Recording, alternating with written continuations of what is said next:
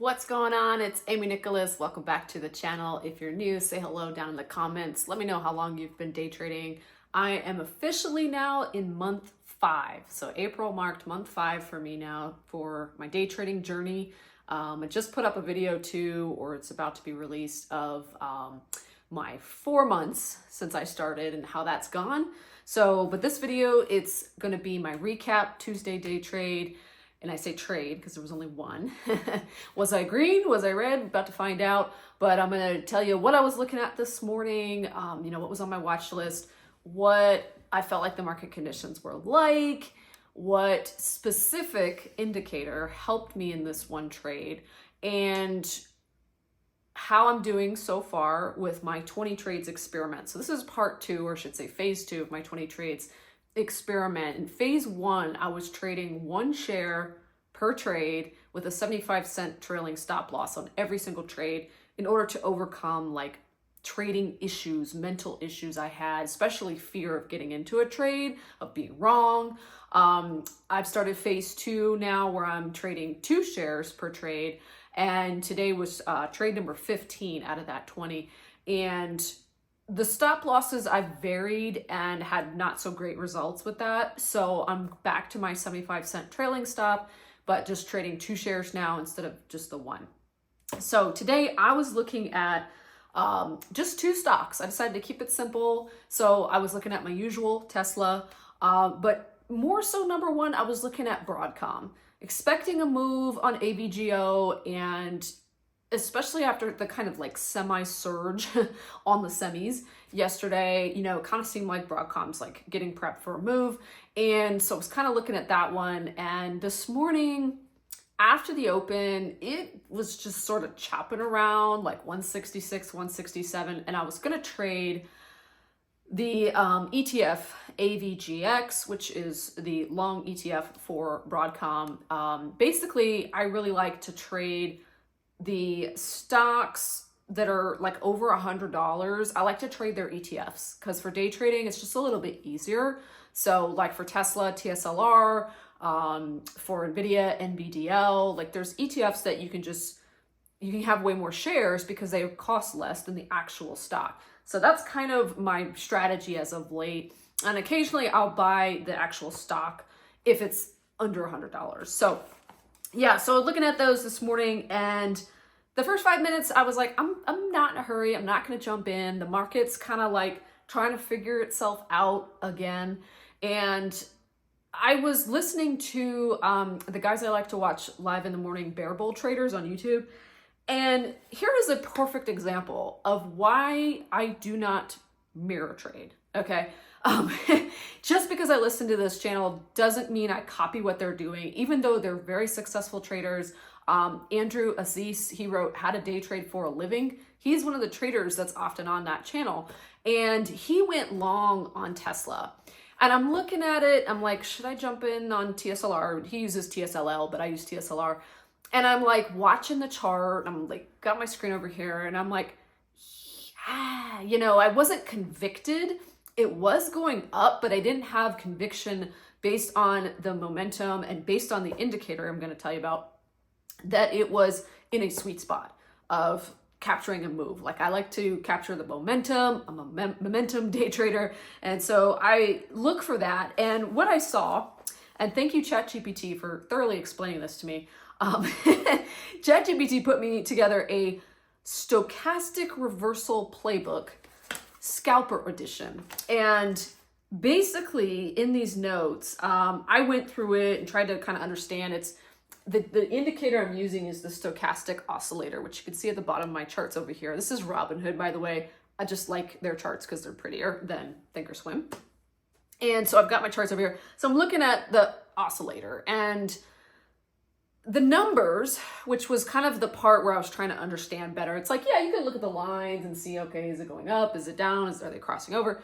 And the numbers were for Tesla were like in the 40s to 50s, like kind of like 50s, kind of like neutral. And I knew that was sort of neutral territory. So I kind of referred to my little, notes from ChatGPT, and I had written out specific ranges.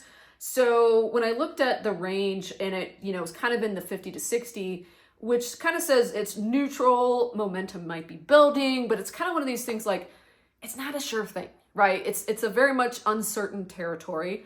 And even though Tesla's price had gone up at that point, and I think it was green on the day also, I, again, just didn't have the conviction. I said, let me wait, because really I want to get Tesla, if I'm going to go long, I want it in a different zone. So theoretically, you'd want to buy it if it was, oversold and then get ready to reverse and go up. And it just didn't look like that was going to happen. In fact, it stayed in that neutral territory for what I thought was a little too long. And all of a sudden, I kind of saw the price action and I saw the oscillator lines kind of start to curve. And I'm like, oh yeah, this is the signal. And so I jumped in and I shorted Tesla with TSOQ, and I caught the full, almost the whole move of it down, just plummeting down, at least at this time frame, which was for me 6:35 a.m. So literally 5 minutes after the open, I'm getting in this trade, and I got in TSOQ at 44.11. And I set a take profit level because I always have my three-way OCO, or one cancels the other order. So I have my dollar take profit, which is always like, yeah, come on. And I have my 75-cent trailing stop. And it all happened so fast. I'm looking at the screen. I'm like, just quick glance at the P&L. Oh, green. Okay, great. I'm watching the chart. I'm just kind of like, okay, let's watch this oscillator. And sure enough, it was in the numbers that made sense of like, yeah, this is going the other way, right? For the oscillator. And so I was like, okay, stay with the trade. And next thing I look at the P&L and it's just climbing. And, granted, I only had 2 shares, but for me, it's exciting. So next thing you know, I hear the ding, and that's like Thinkorswim, like, hey, you sold. Because I was literally about to think like, should I move my take profit down? Is it going to weaken? And I was like, that's when I told myself, just wait it out. And then boom, I see it tag my 45.12 exit. I got $1, profit basically on those 2 shares for a total profit of $2.01. And I'm back. Finally, a green trade. If you've seen my last couple of recap videos, I'd had back-to-back red days, like 3 days in a row. And I took off Thursday, tried to take off Friday and goofed and traded on freaking Robinhood when I shouldn't have. My normal platform is Thinkorswim. And so I said, that's it. I'm gonna basically have consequence for this. So I took off Monday. I didn't trade at all Monday, and or at least day trade. I said, okay, that's my consequence for trading on Friday. I shouldn't have, so I'm not gonna trade Monday. So Tuesday, is my first day back since, last week. And it just felt good to have one, green under the belt. Now, granted, I took some notes right after that because I'm like, okay, what was different about this morning, this trade, this day? First things first was the stochastic oscillator really helped me. And this was the first time I'd used it in a live trade for day trading. And I had kind of studied the indicator last week, learned about it. I watched from afar a trade at the close of Tesla. I wasn't in it. But I watched this last week and basically kept asking chat questions like, okay, it's in this zone. What does that mean? And then it was like, helping me almost in real time to just kind of get an idea of like, yeah. And so I saw this great move where the Tesla went up I think it was like $5 or $6 in a matter of 10 or 15 minutes. And I learned a lot about the indicator just sitting back on the sidelines instead of being in a trade trying to figure it out. And so I was like, okay, I'm definitely going to use this, for my next trade. And it really helped me today. And I was thinking, I'm going to put this scalper playbook, all the notes that ChatGPT gave me, including the ranges of like, what are these numbers here, 0 to 100, what do they mean? It's very similar to the MACD, but it's a little more real time. It's less laggy than the MACD. So I really like it a lot better. And I'm going to put this as a download inside my day trading resources, which is free. You get free access to this. It's a working Google document. Everything that I'm using to kind of help me on my journey, different videos, YouTubers I watch, books I read. It's all in there, and you can access that for free. There's a link in the description and the comments below this video. So yeah, I'm going to add this so you guys can have it as well if you want to check it out. It also helped me with the 9-day EMA, which I believe, thinking back now, it happened so fast. The trade happened so fast. And the good ones do, right? I think I saw Tesla rejecting the 9-day EMA. That might have been my final, like, let's go, get in the trade, buy. For some reason, I sort of just have this blank memory-wise during that 30 seconds I was in that trade. But, I remember the other things I did. So anyways, this one was, again, a great trade for me in terms of entry, because what I've been working on with doing these 20 trades experiments is to overcome the hesitation, the overthinking, the doubt, and just get in the freaking trade if I feel like, hey, all my signals are there, it's time to go. And that's exactly how this one felt and played out. It also felt like I went for the best trade setup of the day, because I said, I don't want to get chopped around. I'm going to wait, and I'm going to look for, like a place where the momentum is going to start going quick, start shifting, maybe a bit of a reversal. I was watching sort of the levels of support and resistance, and it just all was there. It all spoke to me and said, this is that trade, 5 minutes after the open.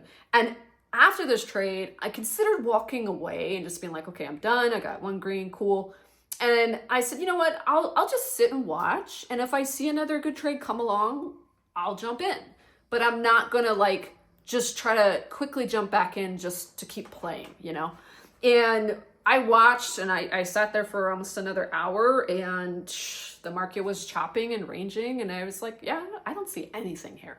It was a couple of moves on like Meta, but I'd already kind of missed most of it, at least to the upside, and the downside wasn't coming down enough, and it was hitting the VWAP, and I was like, no, I'm not getting in that. So I just sat back and watched. The other thing I felt like worked for this trade was I had the QQQ chart up on my trading screen, as well as, of course, what I was watching, ABGO and Tesla. And it was great to just have that sort of overall feel of what the market was doing, because we did have news come out today at, 9:45 a.m. Eastern. And it was helpful to just see, how is the market going to react? And by that point, I was already out of my trade, but it was good to know, what the reaction was in case I was going to take another trade, because I didn't want to jump in right before. And, because the last time I did that, it messed up my trade. So yeah, I'm glad I waited for that. And I wrote down too, because this was a significant factor, I feel like, with today, was I came to the charts, I came to the desk, and I was like, my goal today is to have fun. This is why I started day trading, was because I wanted to do something that was really fun and had the potential to make me a lot of money. And I said, this is the core here of day trading, is that it's got to be fun. And the last couple of days where I had losses and stuff, I was taking it too seriously. And yes, it's a business. Yes, we all want to improve. But when you're in that mind frame, you can force trades. You can worry. You can have fear or doubt come up. And it just messes up your trading, right? So today, the focus was just to have fun. And that's exactly what I did. It was fun. It was a great trade. And I was like, I'm ready to play again if the opportunity is there. It wasn't. That's okay. I wasn't going to force another trade. Glad I didn't. I ended in profit. It just felt good. So yeah, and that's pretty much. Oh, and I just sort of also told myself that this is actually, when you change your attitude about things, it can really change your perspective. Instead of worrying about the trading or thinking you have to achieve these magical numbers in order to feel good, I was like, let's just take the perspective of the past is a past, and I get to day trade. I get to do this. Not everybody gets to do this. Some people are stuck in a job where they can't step away and put in a trade and watch it like they should. Maybe they try to trade from their phone in secret, but you know how it is. You gotta be present. You gotta be in the moment. You gotta be watching it. At least for this kind of day trading. If you're long intraday trader, it might be different, but it's just kind of feeling grateful for the opportunity that, hey, I get to day trade.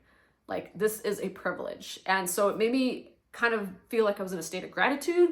And I think that just set the tone today. You know, I got up early, my normal like 4:15 a.m. kind of time, because I'm on the Pacific Coast.